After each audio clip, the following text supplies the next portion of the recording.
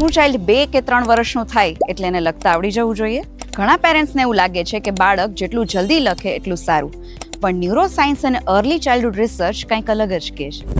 લખવું એટલે ખાલી પેન્સિલ પકડવું એવું નથી. લખવા માટે બાળકના હાથના નાના નાના muscles, finger control, hand strength અને આંખ હાથનું કોર્ડિનેશન મજબૂત હોવું જરૂરી છે, કે જેને આપણે ફાઇન મોટર સ્કિલ્સ એટલે કે નાની નાની ફિંગર્સની મૂવમેન્ટ્સ કહીએ છીએ.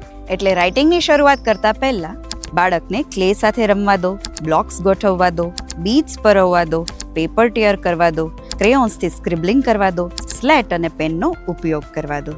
આ બધી જ એક્ટિવિટીઝ બાળકના હાથને રાઇટિંગ માટે તૈયાર કરે છે.